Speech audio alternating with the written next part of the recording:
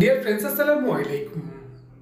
Dear friends, বরাবরের মতো আজকে আপনাদের মাঝে বহুত ইম্পর্টেন্ট একটি প্রোগ্রামিং ভিডিও নিয়ে আবারও আপনাদের সামনে হাজির হলাম। আমি মোহাম্মদ সুমন পাটোয়ারি। ডিয়ার ফ্রেন্ডস, আজকে আমি দেখাবো Edison R9 servo motor control বক্সের কীভাবে রিসেট করবেন।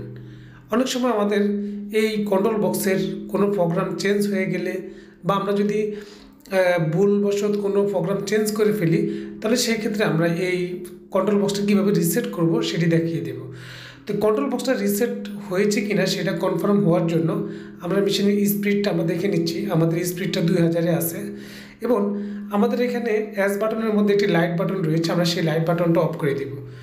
যখনই রিসেট কমপ্লিট হয়ে যাবে এই লাইটটি অটোমেটিক জ্বলে উঠবে এবং ডিফল্টভাবে যেই স্পিডটি থাকবে সেই স্পিডটি চলে আসবে। এখন আমাদের মেশিনের স্পিড 2000 আমরা রাখলাম। রিসেট দেওয়ার জন্য আমাদেরকে যে কাজটি করতে হবে, পি বাটন এবং প্লাস বাটন এই দুটি বাটন আমাদেরকে একসাথে প্রেস করতে হবে। P00 আসবে।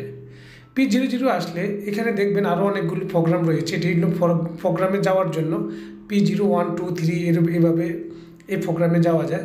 তো আমরা পি এবং প্লাস বাটন যখন প্রেস করব P00 চলে আসবে। এই অবস্থায় আমরা অ্যাজ বাটন প্রেস করে ধরে রাখবো 3 সেকেন্ড। আমাদের কন্ট্রোল বক্সটা রিসেট হয়ে যাবে এবং এখানে যে ডিফল্টভাবে আমরা লাইটটা অফ করে রেখেছিলাম সেটা জ্বলে উঠেছে এবং স্পিডটা আমাদের 4200 চলে আসছে। এভাবে চাইলে আপনারা এই কন্ট্রোল বক্সে রিসেট করে নিতে পারবেন।